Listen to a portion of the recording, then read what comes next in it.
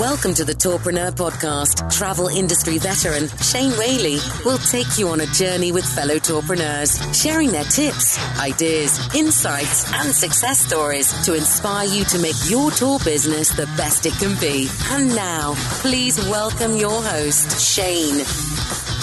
Hello and welcome to episode 32 of the Tourpreneur Podcast. Today we're talking to a public policy researcher, Rob Patigolo, who started a Washington, DC tour guide business. And he shares with us how he started the business as well as working full-time. So it's a bit of a side hustle tourpreneur here, which is, again, a really interesting concept for us to study.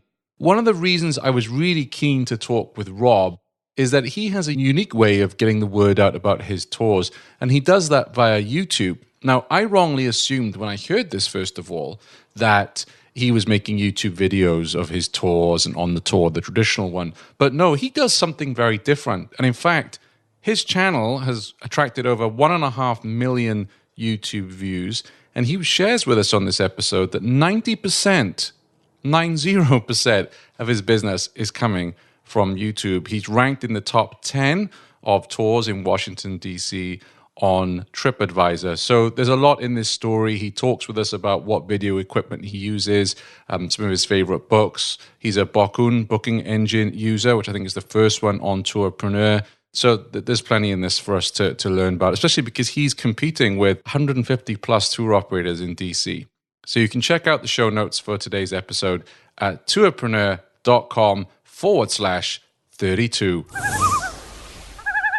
Welcome to Tourpreneur episode 32. Rob Patigolo, how are you, sir? I'm doing great, Shane. How are you? I'm delighted to get to speak to you today. You've got a phenomenal story about what you're doing down in DC with DC TripHacks, and I'm excited to share how you've grown your business, basically. So maybe you could start off with telling us a little bit about the tours you run at DC TripHacks. Sure. I run walking tours of Washington, D.C. Pretty simple. Mostly the National Mall, the monuments and memorials. Do a little bit on Capitol Hill as well. And it's a fairly simple walking tour, nothing out of the ordinary. I did add a trivia tour to my list last year, which has been very successful. People are very interested in coming on the tour and playing a little trivia game as we go around and see the sights. And you do that Jeopardy style, I understand. That's right. One thing that I was thinking about when I was thinking about adding a little twist to my regular monuments tour is, something that is fun, but also that has stood the test of time. And I think back, man, Jeopardy has been on TV for decades and people love it now as much as they ever did. So if I'm going to do a trivia game, I might as well follow a model that works. Great. So you've got the walking tours and then you've also got private tours, correct? That's right. The business actually started exclusively as private tours. So when I started in 2017, that's all it was just a private tour with me. And I wanted to do that because I was doing it as a side hustle. I worked a full-time job and I wanted to make sure that when I went out on tour, that it was going to be worth my time and that if it wasn't going to work out, that I wasn't spending a bunch of time spinning my wheels for something that wasn't working. Fortunately, it did work, and the private tours proved to be wildly successful, so that's how we got the start. And how did this all get started? And when did you know that you wanted to get involved with tours? Because you have a pretty high-level full-time job, but then tours in your life as well. I mean, when did you know that that's what you also wanted to do? Well, I've worked a professional office job here in Washington, D.C. for years. And I also had a second job as a tour guide. I was a tour guide for one of the big tour companies here in town. And I started doing that in 2013. And it was for the simple reason that I was looking to earn a little extra cash. I like to go on vacation, take a trip every once in a while. And that I figured, what could I do for a second job? I really wasn't interested in working at a store and I didn't want to be a bartender or something that had to work late nights. And then I heard about being a tour guide and I thought it sounded great. So I signed up and did that for almost 5 years before I went off on my own. Wow. So 5 years where you learned your trade as a tour guide. What was the moment when you thought to yourself, hey, I wouldn't mind running my own tour business? Well, I'd always had in the back of my mind that I would love to run my own business. I loved the company that I worked for, but I always thought that it would be nice to be the boss and not to be just the person giving the tour. And I had the eureka moment when I was taking a trip myself several years ago, back in 2016, and I was doing my standard pre-trip research, and I was looking up things like what to pack and what were the best areas to stay and how to ride local public transportation. And I found myself on one of those YouTube rabbit holes that people often go down, and I found a person who was making videos about one of the cities where I was visiting, and it was fantastic. It was exactly what I was looking for. The information was useful, the personality was great. And one thing I noticed that caught my eye was that when I went down into the comments of the video, there would be people writing things like, wow, this is so helpful. And when I show up, would you be willing to take me around? Can I pay you to give me a tour of the city? And she always wrote back and said, no, sorry, I'm not a tour guide. That's not what I do. And I thought, well, hold on a second. I am a tour guide and I can make videos and follow this concept. So that's what I did. When I got back from that trip, a few months later, I dusted off a video camera that I had in my house, and I just started making the videos about Washington, D.C., and everything went from there. So let's dig into that, because I think this is an important part of your story that may be a little bit different from some of our other guests we've had on the show. So how did you first go about creating videos?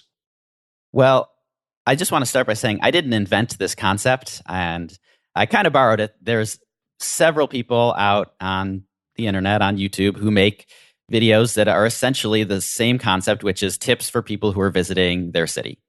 And most of them are not tour guides, and they're not selling tours. Now, some are, and some of them kind of fell into that when people left comments that said, hey, can I pay you to take me on a tour? But I always started off with the mission of using this concept to sell tours. And so from the very beginning, from the very first video, I opened with, hey, I'm Rob, I'm a tour guide, and if you want to sign up, head on over to the website and see what I have to offer. So that was always the strategy that I pursued with these videos. So I get that, but what I'm keen to then know is like you had this idea, but you didn't have a background in video production, I take it. No, I think that most people who wind up doing this don't have a background in video production. And if you find any of your favorite YouTube video makers, one fun thing you can do is to go onto their videos page and sort it from oldest to newest and watch some of their oldest videos to see how far they've come. And I feel like that's exactly what happened with me too. The old stuff is pretty cringeworthy. And with my luck, the video that has the most views by far is the second one that I ever made. So it's definitely not the highest production quality, but people care about the information. They're willing to forgive that the production quality is not the best. Oh, you're absolutely right. It's the same with podcasting that, episode 1 of mine is still the most downloaded, the most popular, because I think people will hear, say, this one, episode 32, and go, right, I'm going to go back and listen to the first one. And like you say, I cringe a little bit because it was the first one, right? So let's talk a little bit about the video production itself then. So you say you dusted off a video camera. So what kind of video were you using when you first started out? So I use the same camera now, 3 years later, that I used when I started. It's a GoPro camera. It's the Hero 4, which is several models old now. But the thing about those cameras is that every new one that they come out with has some new bell and whistle, but it's really just me sticking it on a tripod. So as long as the quality is what I want, then that's ultimately all that it needs to do, is to produce a good quality video. So GoPro is a lot more than just for skateboarders and the adventure crew. So you're using the GoPro to make these videos. I'm keen for tourpreneurs who are listening today to say, oh yeah, I need to start making videos. What would you recommend they go out and buy? Nothing. I would say take the phone out of your pocket, put it on the highest quality video setting that it has, and go from there. The phone that you have already probably is just as good or better than a camera that you'd go out and buy for several $100s. Now, one thing I'll add is that the phone you have might not have the best audio. So instead of going and investing in a very fancy camera, you should instead buy a lapel microphone or a shotgun microphone that goes on top of the camera, something that can pick up the audio a little bit better, because one of the best practices for video making is that people are often willing to forgive not the best video, but they're not willing to forgive poor audio. And so if they can't hear you, they're not going to watch. Yeah, absolutely. Do you have any recommendations of what lapel mics people should buy? I think the gold standard lapel mic is from a company called Rode. They're very big in microphones. And it's still not overly expensive, but you could also go on Amazon and get a 3-pack of off-brand lapel microphones for $20. And if you're working indoors, it's not that big of a deal. Now, if you're working outdoors, you want to make sure that you get one that can hold up in the wind or any loud noises, street noise that are going to be nearby. So depending on your use case, I record almost exclusively indoors. So a simple lapel mic is perfectly fine for me. Sure. So let's think about tourpreneurs who might want to film outside in this case. So they want to film aspects of their tour because they want to put on their website or on their YouTube channel. What other accessories do you think they would need? So for instance, I I learned a new word a couple of months ago, gimbal, which I didn't know what a gimbal was previously. Is that something you recommend people pick up? Well, I think what you're describing is like a promotional video. And that's not really what I do or what I have used to create my YouTube channel or to draw people to the business. And that's not to say that it's not worth doing a promotional video. But if you want to do that, the strategy might be a little different. So if you're recording outside, the most important accessory is a microphone that can hold up to the wind. Because if you ever listen to a video someone made outside on a windy day, all you hear is the wind blowing into the microphone, and it's very distracting, and that's definitely not something that you want to have your audience listening to. But the gimbal is a great accessory in the sense that, and for people who don't know, it's one of those little gizmos. It almost looks like a selfie stick, and it holds the camera completely still. So it's like people say it's a buttery smooth picture. I don't know if that's the word I would use to describe it, but it's very still, no shaking, no hand jumping up and down, anything like that. And so it does produce a really high quality video for a relatively low cost. And I do own one. I don't use it all the time, but I do have one, and it's a fun little accessory to have. Yeah. So when you're filming indoors, how are you holding the phone up? It's on a tripod. And is there a particular company or a particular tripod you recommend? I think I have a tripod that I got on Amazon 10 years ago. It probably isn't even in production anymore. Tripods are the kind of thing where you could buy one for $20 and you could spend $1,000 on one. And for professionals, it's absolutely worth every penny that you can get for the fancy Italian branded tripod. And for me, it doesn't move anywhere. It only stays in one room. So it's perfectly fine to have the simple one. So from what you're saying then, do you feel, well, let me tackle it this way. So you produce, I was looking at your YouTube channel earlier this week. So you produce helpful resources and tips for people who are visiting DC. It's not necessarily, buy my tour, this is what we do. It's what to pack in March if you're coming to DC, for instance.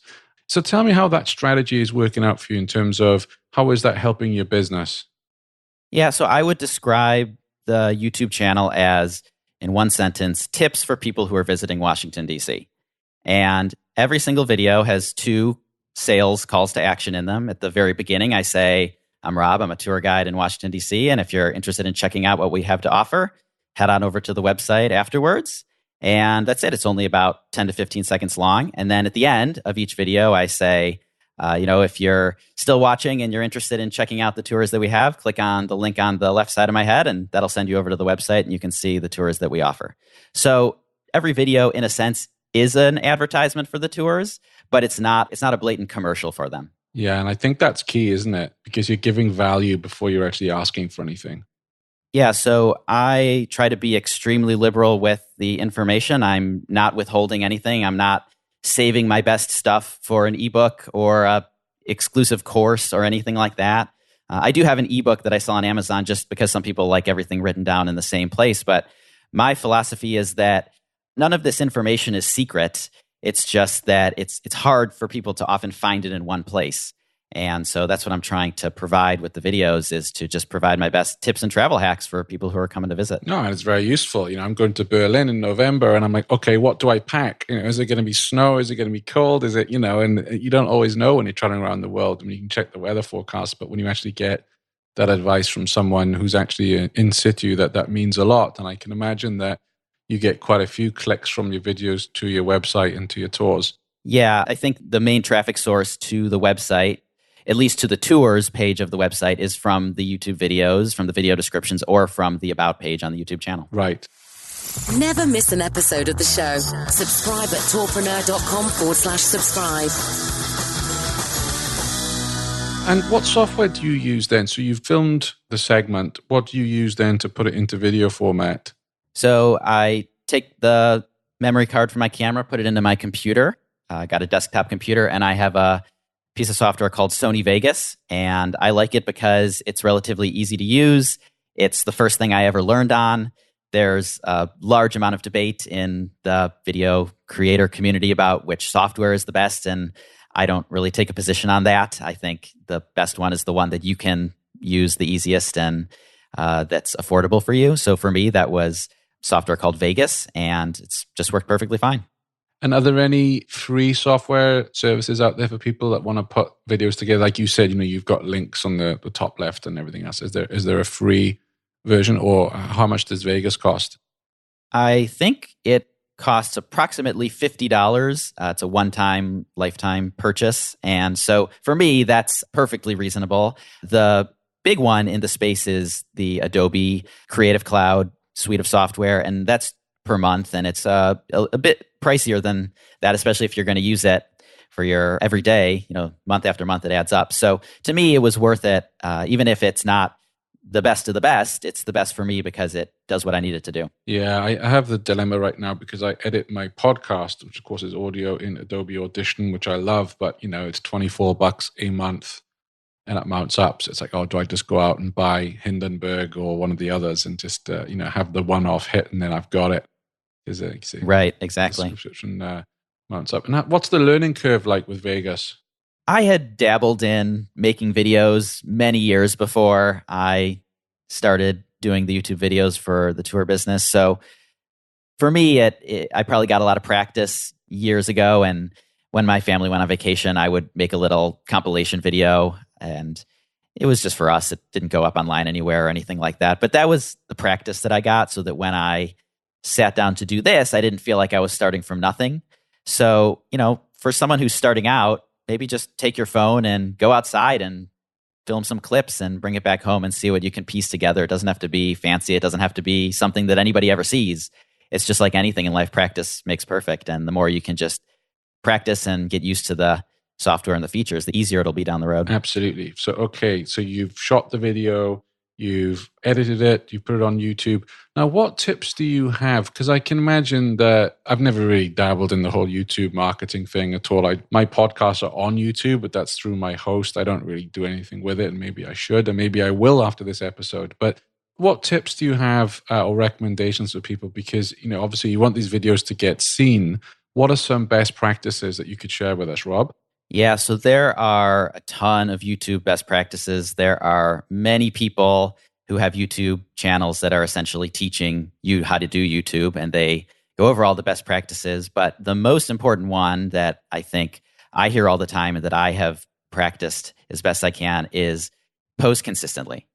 Because if you just post once or you just throw up a few videos and then leave them alone, it's really never going to gain any traction. It's the posting every single week, week after week, that's really going to help you grow. And the more you grow, the more that YouTube promotes your videos, puts them at the top of the search, and the more that they show up on the suggested, hey, watch this next list when people are watching videos. So for me, posting consistently means posting every Sunday. And I've done that pretty much since the beginning, since spring of 2017. And, we're recording this now in late 2019. So it's a big commitment. You have to be willing to put in the work to make a video every single week, or make a batch of videos that you can dole out week after week, which is what I do. Because if you don't do that, then that's really going to hurt your chance to grow. And your videos, from what I see, range from kind of 4 minutes up. How long would you say on average does it take you to edit a show?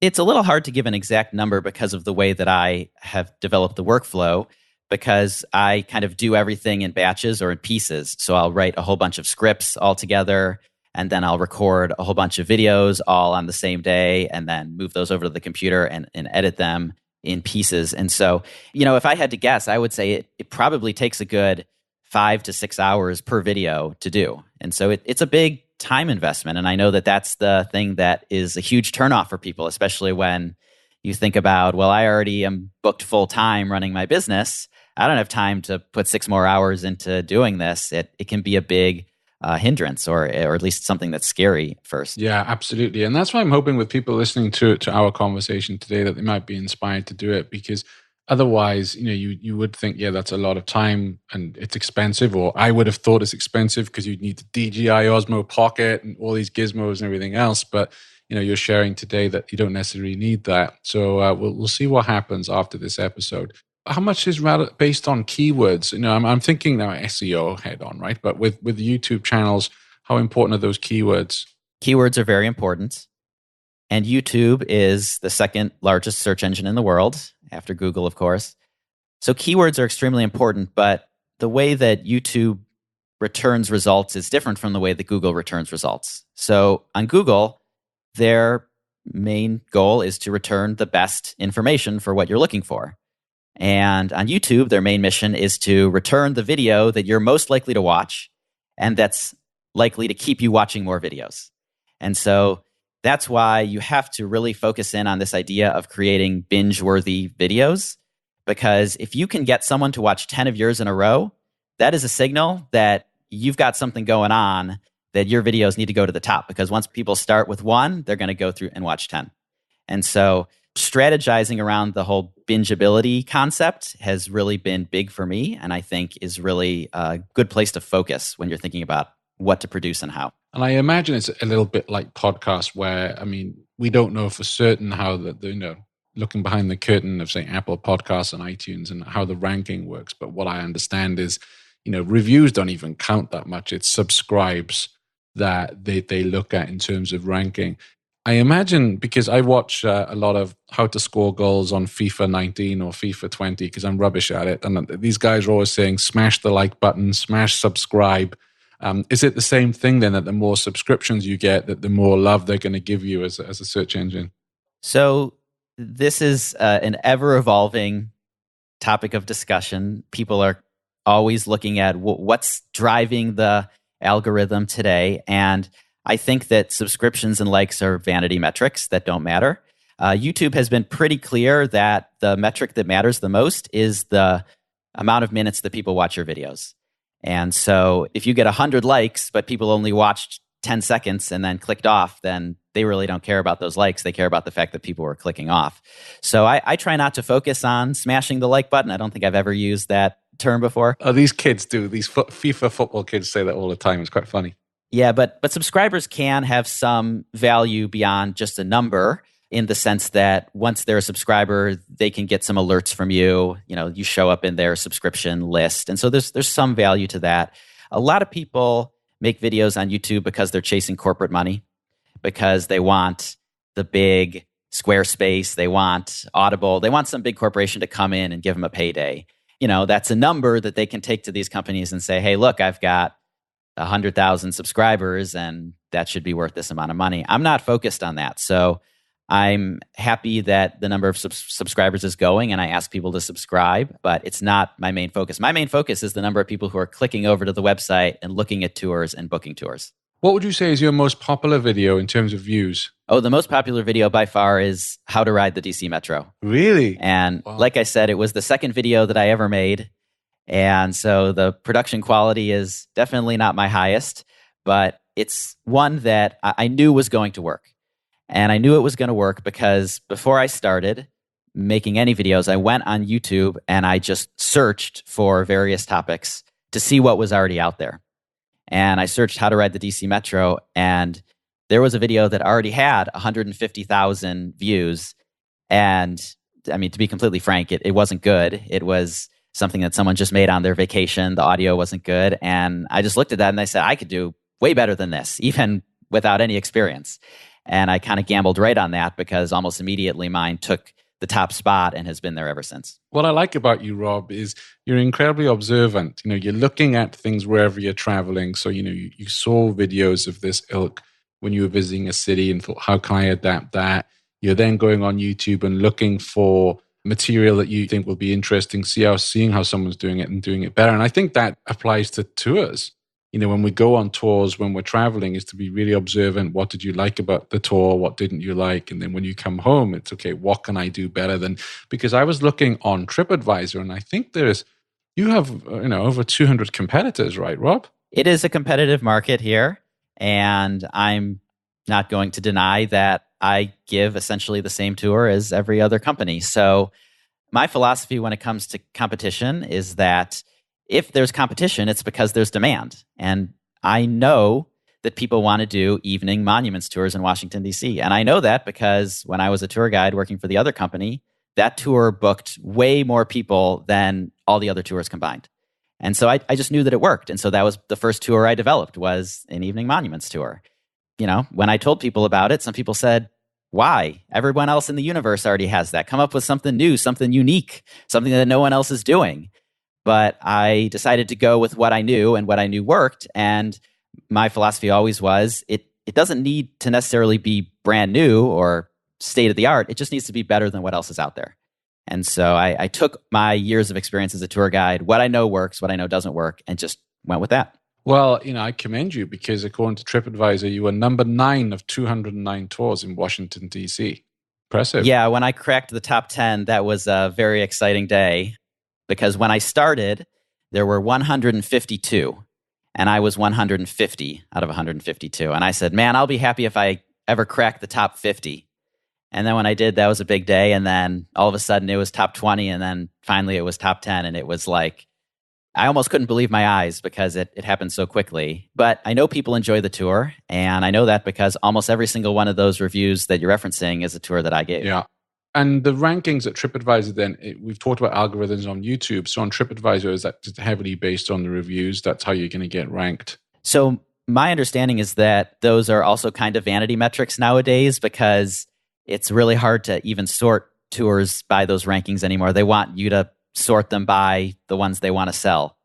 With the highest commission. Exactly. So I very, very rarely have a customer who comes on the tour and says, oh, I found you on TripAdvisor, then clicked on the website link and went on your site and booked the tour. It's very rare that I get something like that. Yeah, sure. But what I do like, though, is if I'm in Google, and I guess this is the secret of your sauce here, is if I type in, for instance, tips for visiting Washington, D.C., and the Google page comes up, and the video section is very high up that page. And out of the 3 videos that are listed there with the thumbnails and everything else, 2 of the 3 are yours.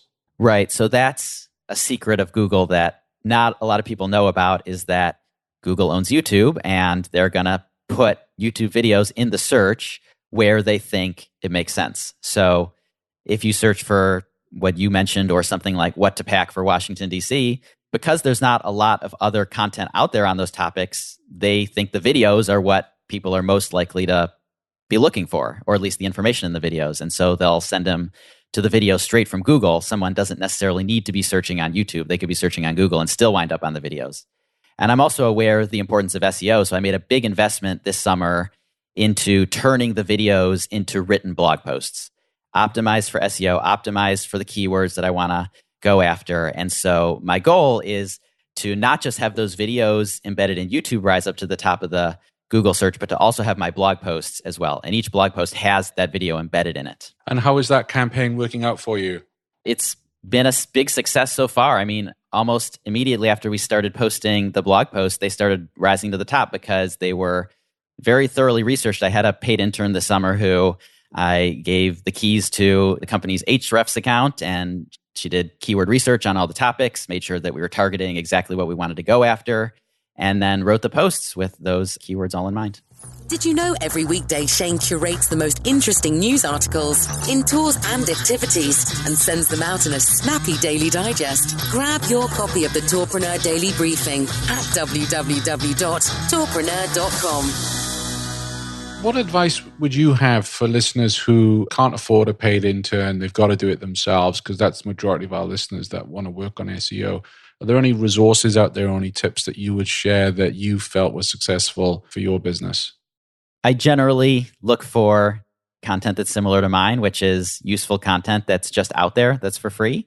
And you can find a lot of that about SEO. The tool I mentioned, Ahrefs, which is definitely not free or even cheap, but they have a YouTube channel where they just go into incredible depth about how to use their tool for exactly what it's for, which is keyword research. So you don't have to use their tool to watch their videos. You can still watch the videos and get the best practices and understand the principles. So just get out there and look for information that you think you can apply. Sure. And I will add links to all these resources and tools on our show notes, which you can find at tourpreneur.com/32. Smash the like button when you're there, please, and subscribe. I couldn't resist saying that. But we'll have all the links on the show notes for you. So that's Hrefs. I'm not familiar with that one, so I'll go and look myself. And I think, on the subject of SEO, I think what I would I'm sure you agree with me here, is just to be very careful.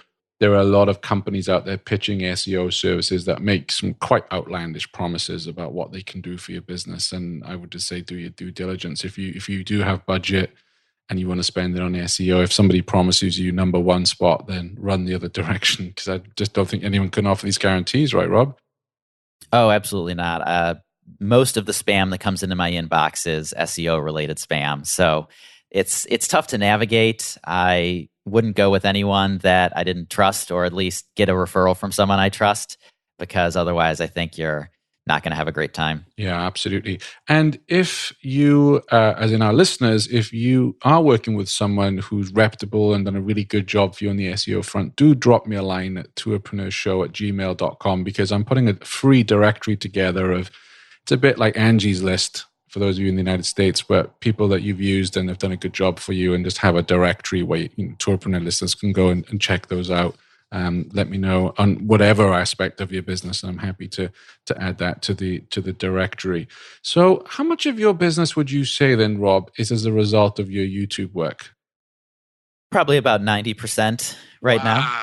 And I would like to reduce that number. I like to diversify where people are coming in. But at the beginning, it was 100%, because that's where I was putting all my effort. And so it made sense that it's high. But like I said, I don't like having all my eggs in one basket, just like other tour company owners have learned as TripAdvisor changed their format, or the OTAs changed how they operate.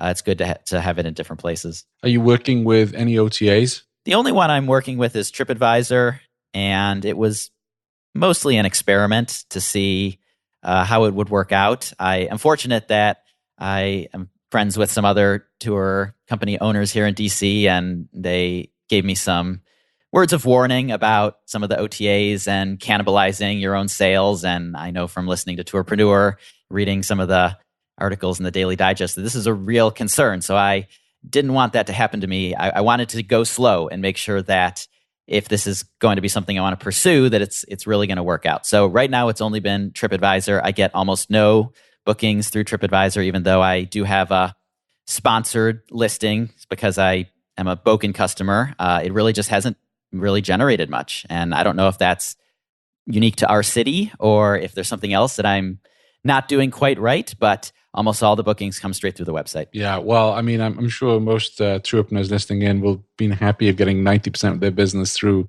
direct channels, as it were. So you made the videos, and how long was it before they gained any kind of traction for you? It was not right away. I won't sugarcoat this. I had to put up probably 5 or 6 videos before they got more than a handful of views apiece. So I posted the first video in May 2017, and the first booking that I got didn't come until August 2017. So in between then, some people were looking at the videos, but there were no tour bookings that came in. It was a slow process. And in some ways, I'm fortunate and thankful that I did this as a slow growth, because it has really allowed me to manage the experience and to make sure that things don't grow out of control too quickly. But it did take a long time. You really have to have the patience to keep putting up a video every single week with the faith that at some point in the future, they're going to get traction and people are going to start watching them, binge watching them, which is really what's most important. Well, I commend you, because I was reading an article fairly recently. They talked about pod fade, which is when podcasters give up their shows. And that's average 7 episodes, apparently, when people give up, either because, generally because the traffic's not there, for the same reason with your YouTube channel, unless you're a celebrity-driven YouTube show or podcast, you're not going to get that traction immediately. And that's why most people give up. So I commend you for sticking with it. And now it's bearing fruit for you. But that's quite a slog to go those months without getting anything from it, especially when you're saying it's 6 hours or so per episode to put them together. Yeah, you have to approach it with the idea that you're going to put in a minimum amount of effort. And if it doesn't work after so long, maybe at that point you throw in the towel. But it's got to be longer than 7 episodes or 7 videos, because it's just going to take longer than that. I mean, like you said, unless you already have a big following on some other social media that's going to follow you over, or unless you hit the social media lottery, which we often hear the stories about people who do. We don't hear the stories about people who don't. It's just a long slog. Yeah, absolutely. And you see the likes of Joe Rogan I read something the other day, the Joe Rogan podcast is making something like 80 grand an episode with his sponsorships and whatnot. And I was like, yeah, I can do that. And then the reality is, no, most of us are not going to do that. And even if you were, it's going to take years to get to that kind of level. I wanted to dig into another topic with you, if I may. And that's around, so you have a full-time job and then you work the tours in the evenings and weekends. So my question to you is, have you ever considered going full-time? Well, it's a business that I think you always consider it could become full-time. And for me, the reason why it was so great to do it sort of as a side thing is that it really takes a lot of the stress out of needing to grow it really quickly. If it's a situation where you quit your job and you put all your eggs in this basket and it's not going well after 6 months or 12 months, that's stressful because now your life is on the line. You got rent to pay, you've got bills to pay. And for me, it was always an opportunity to prove that this is going to work and to grow, but a slow growth, so that it's never been stressful to me in a way that I could imagine it would be if it was something that I was doing full time. Yeah, and that's really important. And I get a lot of email from what I call tourpreneurs in waiting, that have got a great idea.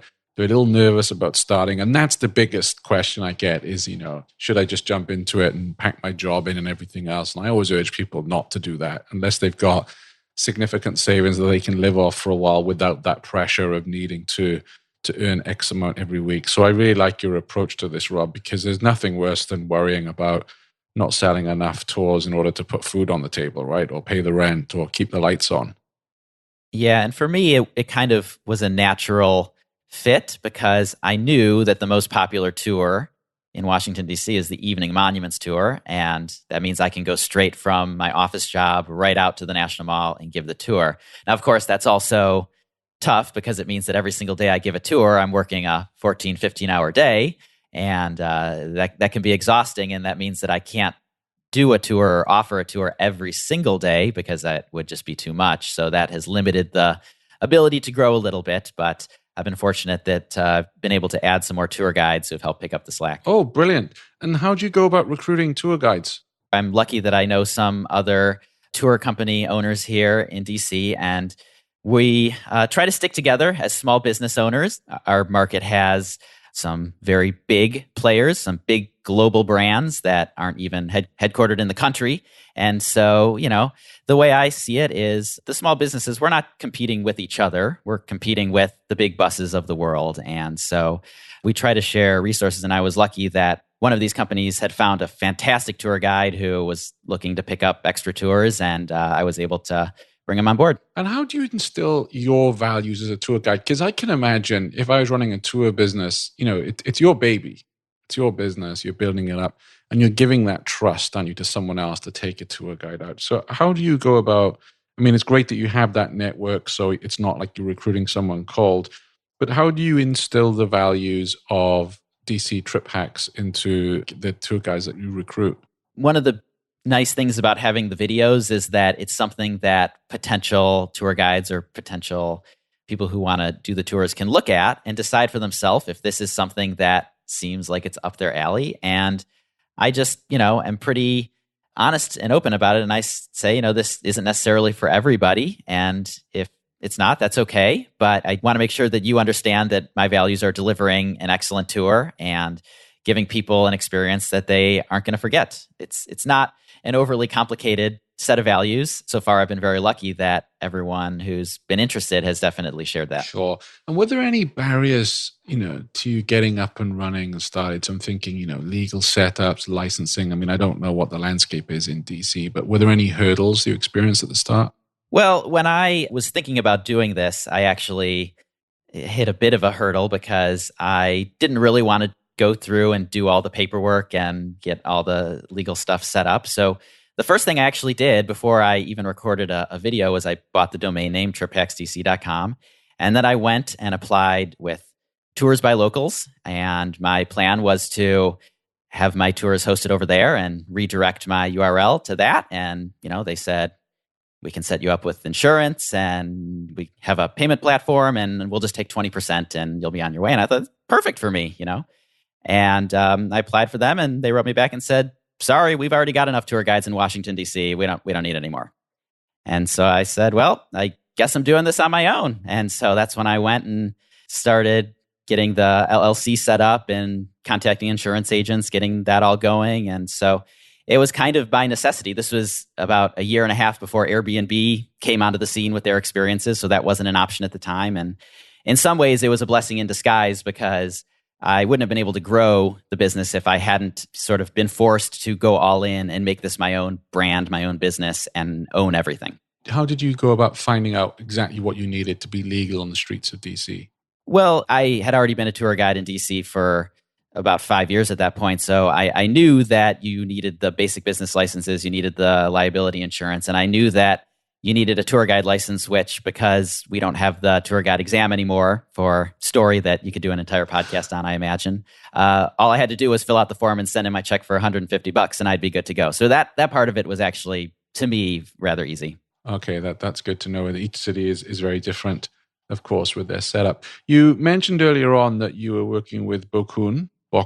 I'm never quite sure which way it's pronounced. Mm-hmm. Why did you pick them initially? Well, when I was doing exclusively private tours, I didn't use any of the big booking platforms. I bought a WordPress plugin for $29. It's called Team Booking, and it is amazing. It does everything I needed to do. It ran a calendar. It synced right up to my Google Calendar. It linked right into Stripe. I was able to take payments really easily.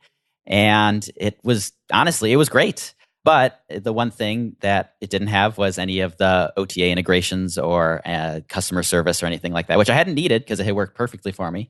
But I wanted to do this experiment, to try to sell on TripAdvisor. And one day I got a message from TripAdvisor and they said, hey, we just bought this company, Boken. And if you use it, we'll give you a sponsored placement on TripAdvisor. And I said, why not? Let me give it a try. So I signed up, and that's why kind of just how I wound up with them. And what are they like? I'm asking this because you're the first person on Tourpreneur that we've spoken to that's using Boken. What's your experience like of working with them? I'm looking to switch. It didn't work out for me in the end. I think ultimately that my impression is that they were a small Icelandic company and they were developed for a small Icelandic market, maybe a European market. And they tried to push it over to the US when TripAdvisor acquired them, and it just was very rocky, just very rough transition. For example, one thing that it really frustrated me all year this year was that the time on my website is in 24-hour time, which in that part of the world is perfectly fine. But in the US, we don't use 24-hour time unless you're in the military. We use 12-hour time. And 95% of my customers are Americans. So when they see that the tour starts at 1800, they don't know what 1800 is. And it causes confusion. It makes me look like I'm not professional. And similarly, the calendar starts on Monday. Well, in the US, we usually start the calendar with Sunday on the far left. So it didn't look great. And I actually had a few people who canceled when they realized they thought they were signing up for Friday and they actually signed up for Saturday because of the calendar issue. So, and I know that they're aware of this and they're in the process of fixing it. But I think for me, it was an experiment that didn't really work out, and that's okay. Not everything's going to work out, and so now I'm looking. And that's one of the great things about Tourpreneur is that you're asking everybody what their experience is, and I'm learning a lot about what people like, and I can go seek those guys out when I decide to pursue it. And I'm absolutely humbled that a lot of the directors for the booking platform companies listen to the show as well. And I've had emails from past guests who said, "Oh, I had a phone call from the director at such and such who took my feedback on board and they're making changes." So I'm always really happy when I hear that. But now maybe you could help me because Arrival is upon us. I'll be going shortly down to Orlando and I'll be talking to a lot of booking platform companies. What questions do you want answered? So as a small tourpreneur, what are you looking for in your perfect booking platform partner? I mean, to be completely honest, that WordPress plugin that I mentioned for a long time was the perfect plugin because it was simple. It looked really nice. It looked professional on my website. It was easy to manage and it was customizable. I could change the colors. I could start the day on Sunday or Monday if I wanted. It could show the time. It linked into Stripe. Like, to me, that's important, is to be able to link it to my Stripe account, not have to deal with a whole other payment processor. Because the customer, I've realized, they don't care if I use Stripe or I use PayPal or I use Square, or they don't care if the booking platform is Boken or Peak or Fair Harbor. They just care that it looks professional and that it looks like I know what I'm doing. And so I know it sounds simple, but having reviewed some of these and including my own experience with Boken, that it's not always a given. So to me, that's really top, is just the customer's ultimate experience. Yeah, oh, absolutely. And bringing lots of interviews with booking platform partners from Arrival, because I'm still learning what each one is different. They offer different solutions, and I'm really curious when I speak to a tourpreneur what their experience is like, but what they like, what features they're getting, and also what features they wish they did have, because there's 160 plus of these guys out there and growing. Want to connect with other tourpreneurs? Then join our Facebook group at tourpreneur.com/Facebook. We're going to trial the first ever speed round. Are you ready for the speed round, Rob? I do this on my own podcast, so I am really excited that you are bringing this to Tourpreneur. Yes, this is by request of our listeners. So here we go. What is a habit, trait, characteristic you believe contributes to your success? Thinking about this business from a completely different perspective. Starting it up and not worrying about booking platforms, OTAs, any of the other industry-specific stuff that you talk about all the time on your show. I didn't worry about any of that until recently, once the business was established and I was ready to grow. So just taking it easy, taking it simple, and using a different marketing philosophy, I think, was really the characteristic that was the key to this. Brilliant. What is your biggest weakness? The fact that I am the face of the company is the biggest weakness. And what I mean by that is that when you watch the videos, it's me. It's my face. I'm talking to you. I'm giving you all of the information. So people know me and they want to do a tour with me. But I don't scale, and there's only so many tours that I can personally take. So for a long time, selling the idea that my other tour guides are just as good as me or even better has been tough. And I've been lucky that lately, because my tour guides are so great and they're getting their own independent reviews, that people are finally starting to come around to that. What is one question that you ask or look for during the interview process when hiring tour guides? And by that, I mean, let's say you advertised somewhere and you've got some candidates. What one question would you ask, or what would you look for during that process? I would say, send me a link to your best review on TripAdvisor or Yelp or Google or wherever. And that's because, unfortunately, because of the way that I've established the business, I don't have the time to do full-blown training. So I can only bring on guides that already have experience, and I am willing to pay them what they're worth, which is a lot more than I earned when I was a tour guide getting going. But it's worth it because I want people who are good, who are proven to be good, and who I can count on. What is your biggest challenge in your business, or what keeps you awake at night? The biggest challenge is time, because I have a full-time job, which means that I don't have all of those hours in the week to work with. And protecting my time is an especially big challenge because of the videos. People email me, they leave comments, they contact me all the time, and they want me to help them with their trips. And unfortunately, I'm not a travel agent, and I don't make money off of helping people one-on-one. I've really got to sell them a tour in order to make it work. So protecting my time and making sure that I can focus it on the things that I need to focus on to grow the business is the biggest challenge. Do you have any tips for how you protect your time? Because I know this is something that all of us tourpreneurs really struggle with. So what I do is I try to bring all the contact to me through the website, through a contact form. And I will filter the messages into two buckets. One is people who are asking questions about tours, and the other is people who are asking general travel questions. And the people who are asking questions about tours, I respond to as quickly as possible, because I want to make sure that they get a fast response, that their questions are answered, and that they eventually ultimately book a tour. The people who are just asking me what hotels I like or something about, transportation, I put those into a separate pile, and I do respond to everyone. Everyone who contacts me gets a response, but those I will save for a moment that I have the time available to do it. Have you ever considered, this isn't part of the speed run, but have you ever considered a virtual assistant for that? Yes, absolutely. And that's also one of the big challenges is that I don't have a phone number advertised on the website. And I know that this is probably costing me some sales because some people like to speak on the phone before they close a sale. But unfortunately, what I realized when I started was people were calling the number to talk to me about planning their trip and not to talk to me about booking tours. And I didn't want to be rude and say, I'm sorry, I don't have time for you.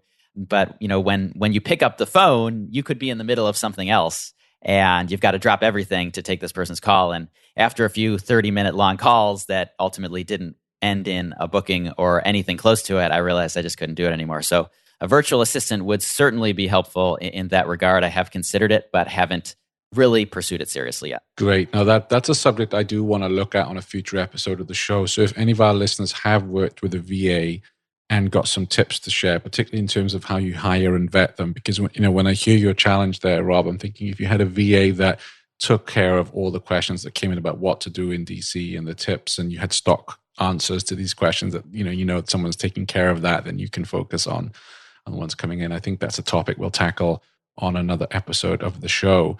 What is one book you recommend for other tourpreneurs? So this one is specific to people who are similar to me, and it's Side Hustle by Chris Guillebeau. And it's because it really makes it feel like you can do this. Like starting a business is not dropping everything and going crazy with all the legal stuff and the paperwork. It can be simple and you can grow it slowly. And so that book was just really inspirational, but also had a lot of great examples of people who have done it in real life. Yeah, I love his podcast, and I will link to your episode when your story was featured on his podcast as well. But I haven't read the book, so I'll have to add that to my long to be read list. What app do you recommend for other tourpreneurs?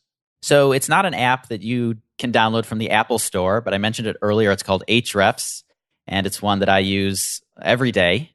Because SEO is so central to my strategy, I need to make sure that I'm on top of it.